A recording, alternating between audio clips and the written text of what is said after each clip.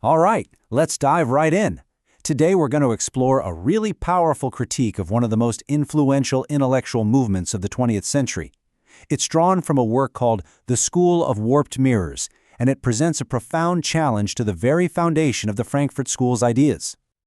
So, let's start with a question that I think a lot of us ask ourselves. You look around, you see the state of things, and you just wonder, why does everything feel so broken?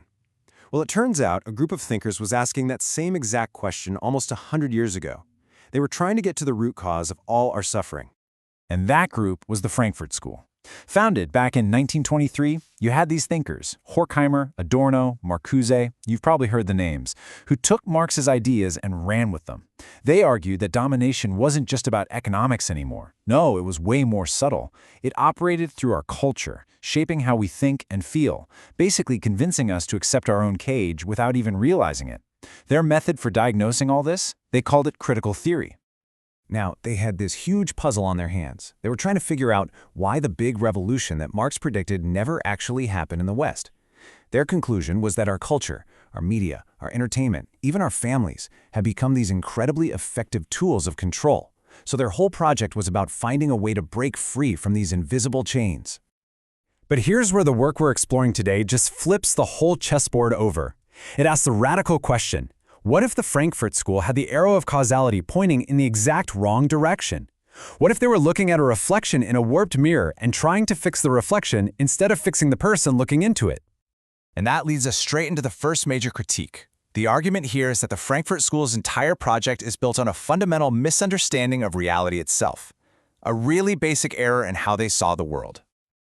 This slide just nails the difference, doesn't it? It's a complete inversion. The Frankfurt School view is that culture shapes your soul. You are a product of your environment. But the esoteric view says, nope, you've got it backward. The soul, our collective consciousness, is what generates culture in the first place. That idea, well, it puts all the power and all the agency right back in our hands. And this ancient saying really gets to the heart of it. As within, so without. It's this old Hermetic principle that suggests our external world is just a giant mirror reflecting our collective inner state. All of our institutions, our values, our problems, they're just the outward expression of what's going on inside our collective psyche. So here's the crucial takeaway from that. If our culture is just a reflection, then constantly trying to rearrange society from the outside, always blaming the system, is like an endless, exhausting game. It lets us avoid the much harder, but maybe much more important work of inner change, of self-knowledge, and, of personal responsibility. This idea of inner strength leads us directly to the second critique, which pulls in the philosopher Friedrich Nietzsche to completely reframe the moral vision of the Frankfurt School. Now, this is a heavy one. The argument is that critical theory, because it focuses so relentlessly on oppression and power, actually creates a psychology of victimhood. It takes things like struggle or hierarchy or even just being excellent at something and recasts them as signs of a sick system.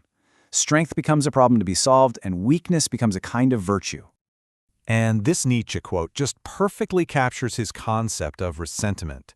It's a worldview that isn't born from a place of creative power, but from a kind of reactive bitterness against power. It doesn't want to build things up. It wants to tear the strong down to make everyone feel equal and safe.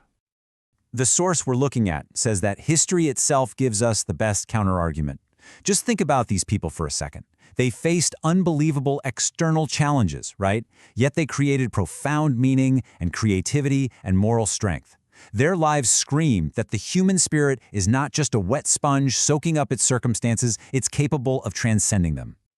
So, building on that idea of inner strength, this third critique looks at the Frankfurt School's ideas through the lens of individual character.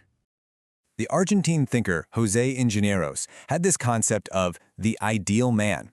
He argued that real progress doesn't come from changing systems. It comes from exceptional individuals who work on themselves, who cultivate inner virtue.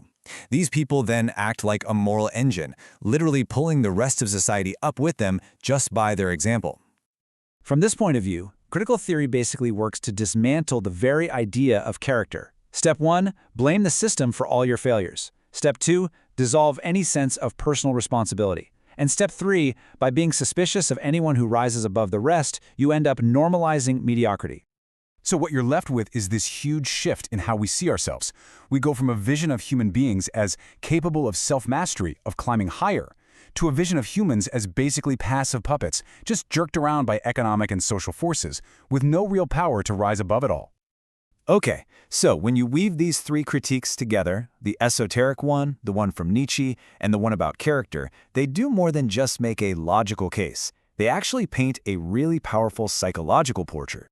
And that portrait is what Nietzsche called the last man.